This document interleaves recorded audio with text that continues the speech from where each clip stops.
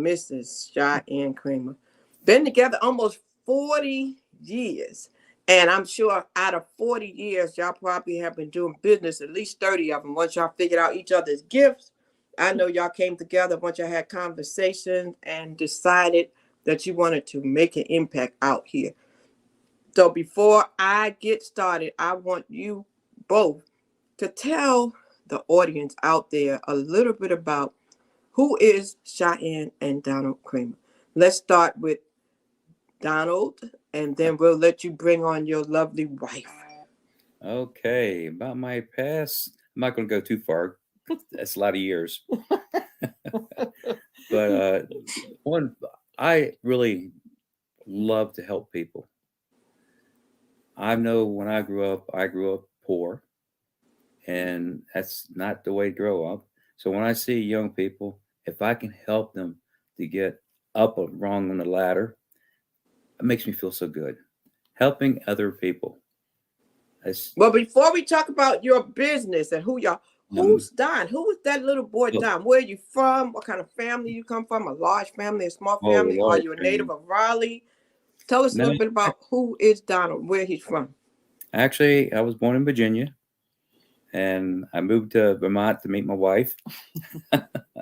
I did service time in the Marine Corps after high school. I did a little bit of college. Didn't finish college, but I started businesses. I used to have an office equipment company in Raleigh, and hired several people. I actually created jobs because I feel that everybody, if they have the power to help others, and what really bothers me a lot is you drive down the street and you see someone who has nothing, and that breaks me up. It hurts. Wow, well, we're going to find out about a little bit, because I know there's a story behind that, but we're going to get to that story before we get there. And who is this young lady sitting next to you? Oh, this young lady here. This is my lovely bride. Hanging around for almost 40 years now. Well, actually more than 40, because we knew each other a couple of years before we got married. Wow. But, yeah. But yeah, my name is Cheyenne Kreamer, and I was born and raised in Barre, Vermont. Most of the people down here in the South aren't even sure where Vermont is. So, yeah. Wow. In Vermont, the joke was that we have more cows than people. So, wow. Definitely rural area, definitely mountains, all of that kind of stuff. I went direct from high school into being an apprentice in a manufacturing company, and that's how I got to meet him. We met at that manufacturing plant, and we moved with the company that I was with. We moved from Vermont to North Carolina. That's where our kids grew up, in Raleigh with us. We were there for about 30 years, and we've only been in the RV for about 4 years now. But, we've been all over the eastern half of the U.S. now with the RV. And, the reason we hit the road with the RV is because we want to put heart and soul back into business and communities. And that's, we're tired of people taking God out of our society. That's kind of the bottom line. That's true. Wow. So now, before I get to the business, before I tell you I got business on your mind, I tell you, I know you do. I got to ask a question. High school sweetheart, childhood sweetheart? No, we met at the manufacturing plant that we both worked at.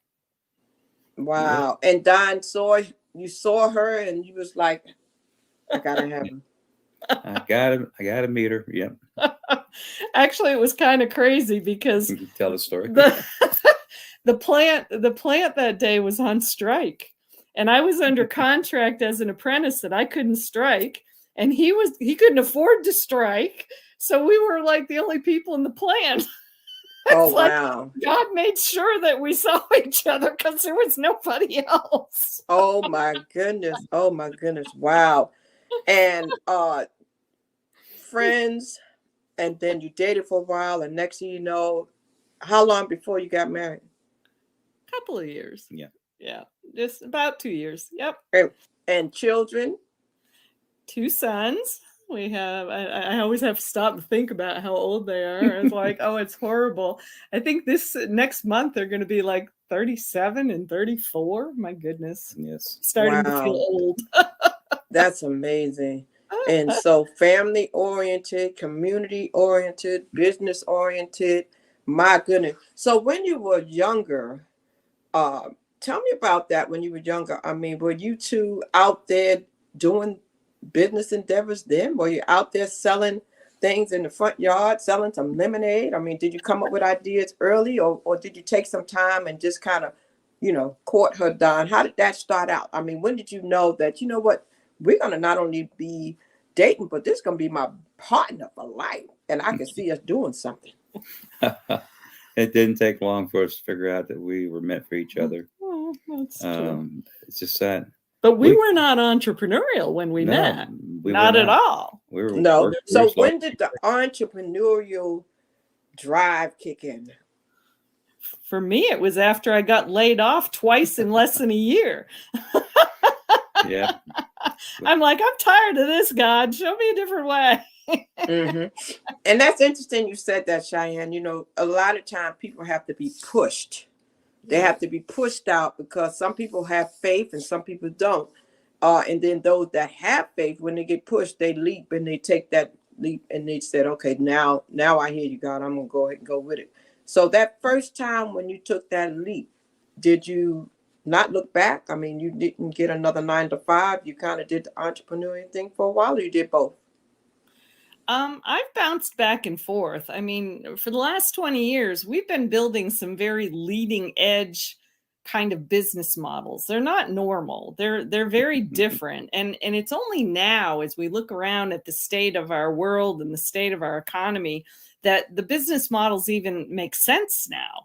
I mean, when we started 20 years ago, people are like, what are you doing? And why are you doing? And now people are going, oh, that makes sense. Yeah. While, yes. So, when you're a pioneer and you're out there doing your best to hear what God's asking you to do, and you're doing the best you can to create these new ideas, you don't always get paid for those very well right away. So yeah, it's like you go out and you do your creation, and then, oh, I guess I need to go pick up a job here. And then you do some more creation, and then you pick up a project somewhere.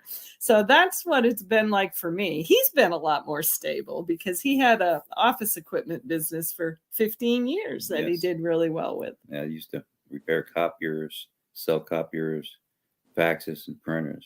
Everybody knows what a fax is, right? A few years ago. Yep. Now, Don, I got to ask you this because you've got a radio voice for real. Have you ever been on the radio?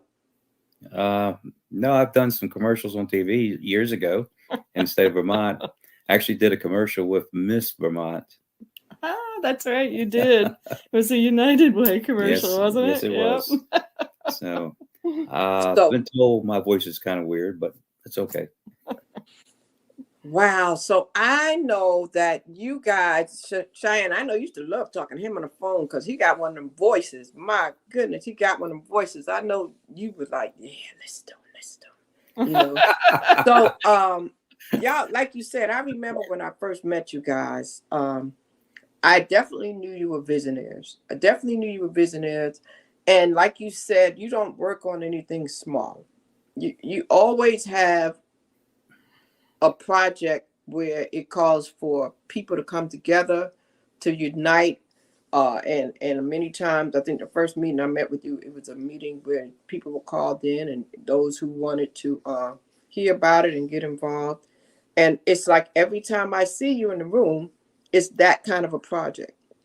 It's always something for the masses, So, there's an old saying, to whom much is given, much is required. And I know that y'all always have that big vision because God knows you're going to make it happen. He's not going to give it to somebody that's just going to sit on it.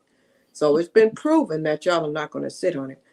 And then when you guys got that RV and you packed up and you just sold your place and you hit the road, I went, wow.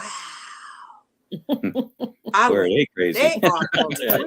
I went, these people are not playing. Like you, like, I mean, and knowing you personally, like you really didn't look left, right, or back. You just like that we in it to win it, and we are going. I want to hear a little bit about that story and what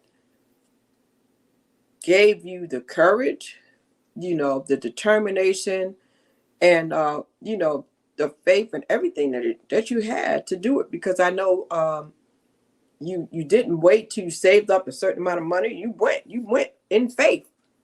Y'all went in Exactly faith. what we did. So I'd love for you to just tell the people really what was that all about. And I'm going to let them focus on you while you tell them that. I'm going to remove myself and let y'all just really talk about the mission and the vision of Cheyenne and Donald Kreamer. Well, before we start anything, we actually ask for guidance from above. That's true. We listen to our Creator. Mm-hmm.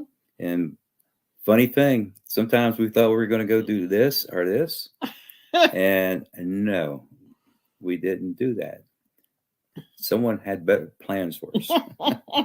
Well, but a lot of the reason we ended up, I mean, we had the vision for many, many years that we needed to be on the road, and we knew it had to do with helping to build new types of communities. But it really all kind of came about as a result of us going through a huge financial crash. I mean, he had a very successful business, but he was starting to have pain, and it was getting harder for him to run his business. And we found a creative way to sell it, and it didn't work out the way we expected. And we ended up unprepared for the crash. And, when we were going through foreclosure, we looked at each other and said, okay, are we supposed to fight to keep this place? Or is God helping us to lighten the load so that we can go on the road? And we decided it was about lightening the load and just letting it go. And that was tough. It wasn't an easy situation, but from there, it was like, that was when we came face to face with so many systems in our society that frustrated us. We could see that people could get caught in a poverty trap and not be able to get out. And then, also a couple of years later, that's when you decided your big decision. Oh, you mean the one to run for governor in North Carolina? Yeah, you ran for governor. Oh boy. So